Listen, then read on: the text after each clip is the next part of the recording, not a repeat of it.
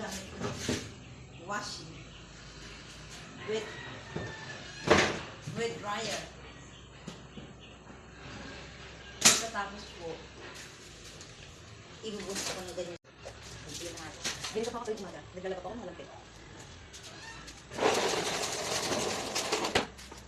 And then, hindi pa ako sanay na walang ginagawa. Kailangan po, bubuklarin ang house. And then, ganyan.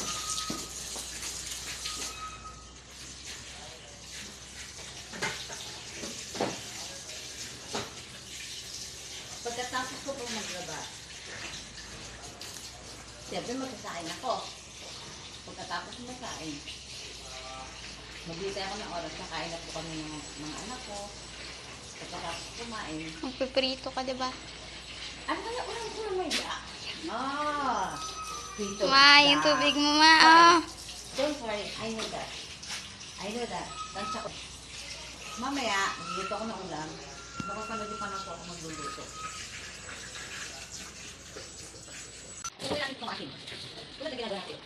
Ayan ito. Ito lang matalas. Ay, joke lang. Bakit nahulog ko dito? Pag nahulog ko yung aking cellphone dito sa washing, ano po sa tingin niyo mangyayari? Siyempre, makikira ang washing ko. Ay, hindi po, makikira yung aking cellphone. Hindi wala na po akong pang-vlog sa ginagawa ko. Mamaya-maya po, mag-prito ako. Medyo stop muna natin ang video natin ngayon. Mamaya.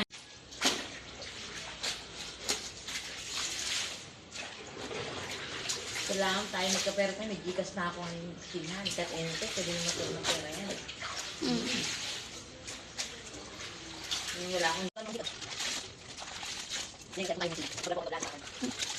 Tira ito. Kuan, yung kamukha ni Talib. Rosie? Matmat na. Kakantikuan yung babaeng maganda.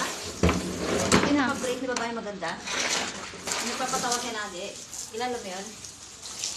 Yung maganda babae na na. Basta kilala mo yun. Nakangkit nga nito nagpapatawa siya eh. Maganda siya parang si Jolie sa agad yun. Ito ka na lang. Hindi ko kasi alam pangalan niya eh.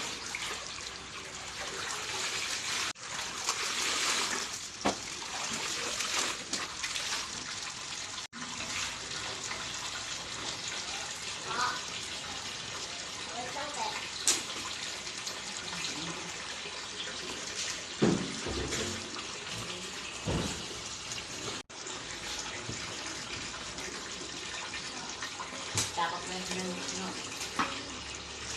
Nagkaparamdam kayo siya eh. Pero mabait naman yun. Nagpaparamdam mo siya.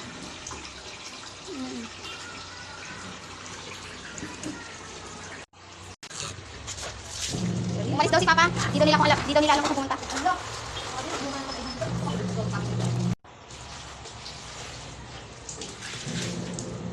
Naging si Papa mo?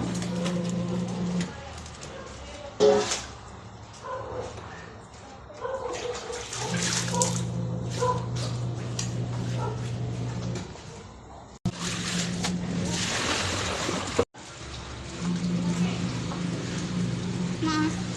Sarap mo yan.